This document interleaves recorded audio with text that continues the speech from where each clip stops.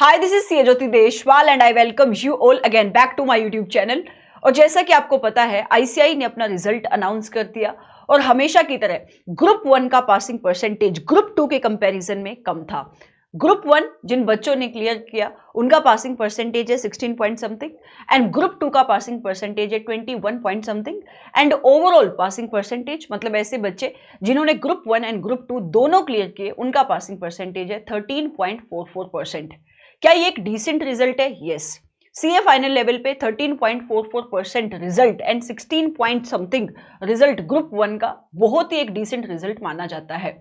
लेकिन फिर भी काफी सारे ऐसे बच्चे हैं जो इस अटेम्प्ट में भी चार्टर्ड अकाउंटेंट नहीं बन पाए। काफी सारे ऐसे बच्चे हैं जिनका ग्रुप 1 पास नहीं हुआ और उसका सबसे बड़ा रीजन रहा ऑडिट, हमेशा की तरह audit. Right, I am 100% sure जितने बच्चे इस वीडियो को देखने वाले हैं, ये वीडियो जहां तक भी पहुंचेगी, आप में से बहुत सारे ऐसे बच्चे होंगे जो चार्टर्ड अकाउंटेंट सिर्फ एक सब्जेक्ट की वजह से नहीं बन पाए एंड दैट इज ऑडिट, जिनका ग्रुप 1 एक सब्जेक्ट की वजह से नहीं निकला एंड दैट इज ऑडिट। तो आज इस वीडियो की डिस्कशन किस चीज के ऊपर होने वाली है कि वो क्या गलतियां हैं जो बच्चे करते हैं जिसकी वजह से वो अटेम्प्ट्स पे अटेम्प्ट्स दे रहे हैं बट ये सब्जेक्ट पास नहीं होता। इस वीडियो को आप एंड तक देखना क्योंकि ये वीडियो कोई सिंपैथी की वीडियो नहीं है, ये वीडियो आपकी ईगो को मसाज करने वाली वीडियो नहीं है। इस वीडियो के अंदर I am going to tell you some of the mistakes जो आप हर बार करते हो। कुछ गलतियां शायद आपको पहले से पता होगी लेकिन वो गलतियां आपने फिर भी इस अटेम्प्ट में की है जिसकी वजह से आपका ये ग्रुप या ये जो आपकी सीए की जर्नी है ये खत्म नहीं हो पाई। ठीक है, तो बेटा सबसे पहले इस डिस्कशन को मैं शुरू करना चाहूंगी बाय सेइंग कि आई कंप्लीटली अंडरस्टैंड कि इस टाइम पे आप बहुत हार्ट ब्रोकन फील कर रहे होंगे क्योंकि इस जर्नी में आपने बहुत इन्वेस्टमेंट करी है, आपकी मॉनेटरी इन्वेस्टमेंट है, आपकी टाइम की इन्वेस्टमेंट है, आपके एफर्ट्स की इन्वेस्टमेंट है, आपके इमोशंस की इन्वेस्टमेंट है। So it is completely normal कि अगर आप हार्ट ब्रोकन फील कर रहे हो। लेकिन अगर आप हार्ट ब्रोकन फील कर रहे हो इसका मतलब ये नहीं कि जो गलतियां आपसे हुई आप उन गलतियों को इग्नोर करो या उन गलतियों को आप आने वाले टाइम में भी रिपीट करो, क्योंकि अगर जिन गलतियों की वजह से आपका अटेम्प्ट इस बार रुक सकता है वो आने वाले अटेम्प्ट्स में भी हो सकता है। ठीक है, सो वो कौन सी गलतियां हैं जो गलतियां बार बार आप करते हो जिसकी वजह से सब्जेक्ट पास नहीं हो पाता? तो सबसे पहले मैं आपको कहना चाहूंगी कि सबसे बड़ी गलती जो बच्चा इस सब्जेक्ट के साथ करता है वो है इस सब्जेक्ट को इनफ इंपॉर्टेंस ना देने की गलती। आपके फर्स्ट ग्रुप के अंदर टोटल 3 सब्जेक्ट आते हैं, एक है एफआर, दूसरा है एएफएम और तीसरा है audit.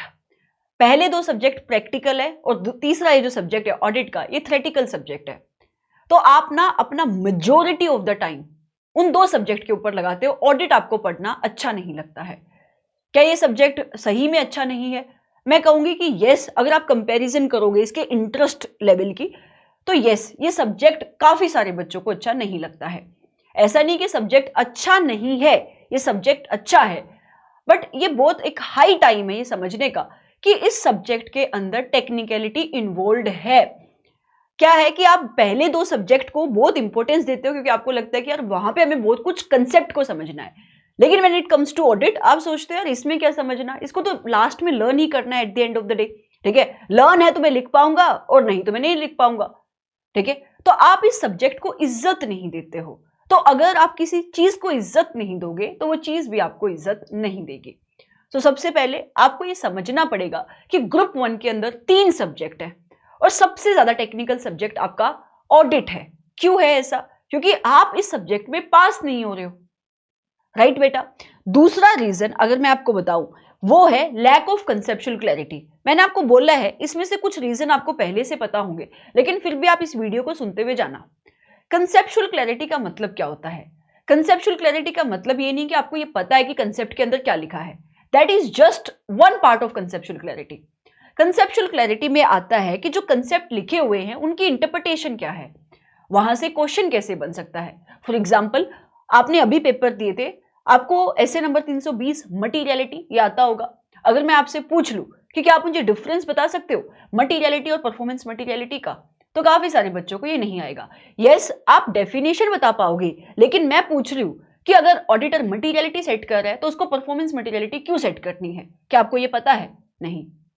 That is the conceptual clarity. अब इससे डिफरेंस क्या पड़ता है? आपके सिलेबस के अंदर 30 मार्क्स के एमसीक्यू आते हैं, पास होने के लिए आपको 40 नंबर चाहिए। आप उन एमसीक्यू को समझ नहीं पाते हो क्योंकि आपको सब्जेक्ट की कंसेप्चुअल क्लैरिटी नहीं, आपको इंटरप्रिटेशन नहीं आती उन प्रोविजंस की, उन लाइंस की जो आपके सब्जेक्ट के अंदर लिखी हुई है, राइट?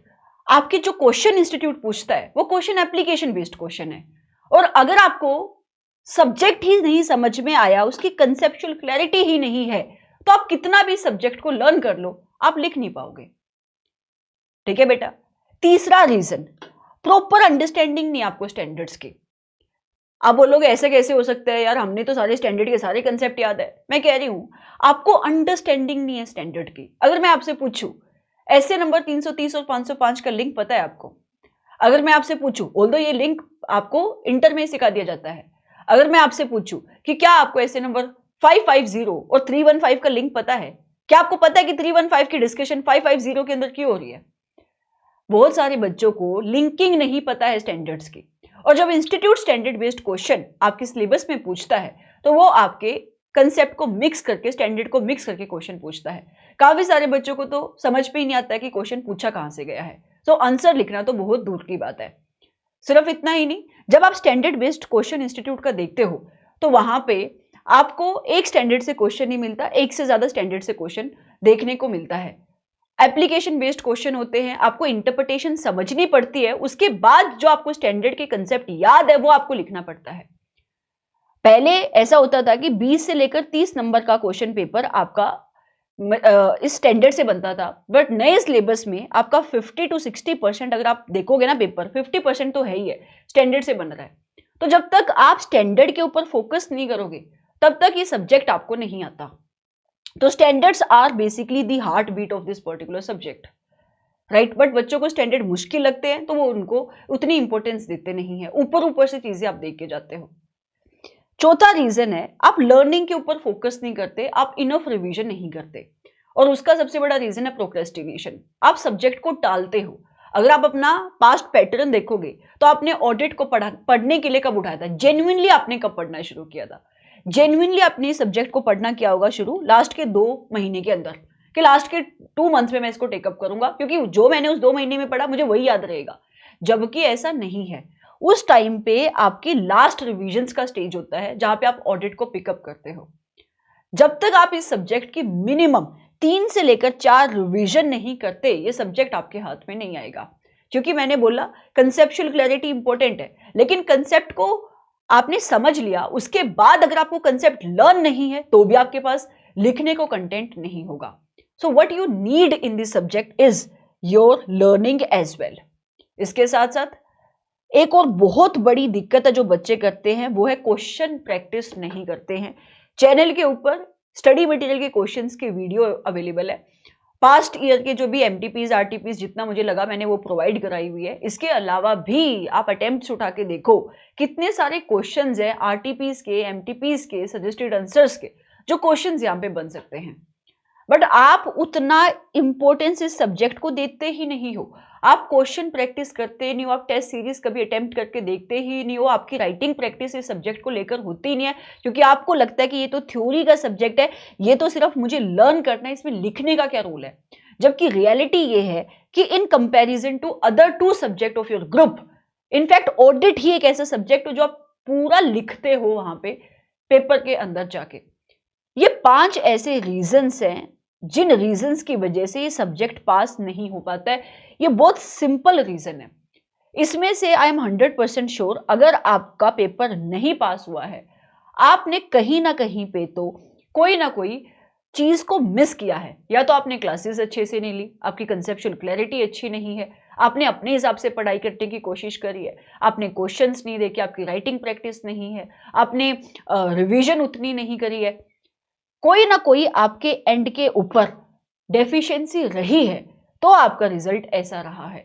ऐसा नहीं हो सकता कि आपने पढ़ाई करी और आपको रिजल्ट नहीं मिला, क्योंकि अगर आप क्वेश्चन पेपर खोल के देखोगे नवंबर का, तो it was a very attemptable question paper, it was a simple question paper. This is what I believe. ठीक है, so it was a video for you people to understand कि इन 5 चीजों में से क्या चीज आपसे मिस हुई है जिस वजह से आपके नंबर नहीं आए। कहीं ना कहीं अगर आपको लर्निंग है, कंसेप्ट आते हैं बट आप लिख नहीं पा रहे तो राइटिंग प्रैक्टिस में दिक्कत है। कहीं ना कहीं कोई ना कोई इशू जरूर रहा है जिसकी वजह से you guys are not able to clear. ठीक है, so this was a very simple video but a very important video for you to know कि अब आपको इस सब्जेक्ट के साथ आगे कैसे बढ़ना है।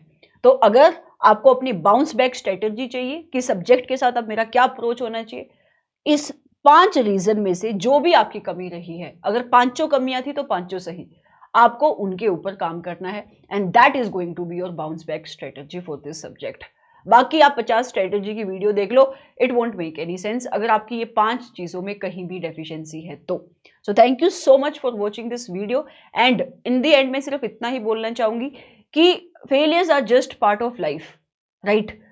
बस इतनी कोशिश आपको करनी चाहिए कि अगर इस अटेम्प्ट में आपके हिस्से में फेलियर आया है तो नेक्स्ट अटेम्प्ट में आपके हिस्से में सक्सेस आनी चाहिए and it is completely dependent in your hands. क्योंकि आने वाले अटेम्प्ट में भी जो पासिंग परसेंटेज रहेगी वो इतनी ही रहेगी, एवरेज इतनी ही होती है, इनफैक्ट इससे कम भी हो सकती है। आपको कोशिश करनी है उन बच्चों में आने की जिन बच्चों का अटेम्प्ट पास होता है 10%, 12%, 11%, जो भी इंस्टीट्यूट का एवरेज रहता है, आपको उन बच्चों में आना है। क्योंकि जब आपने इस कोर्स में एनरोल किया था तो आपको पता था कि इतने ही बच्चे हैं जो हर अटेम्प्ट में चार्टर्ड अकाउंटेंट बनते हैं।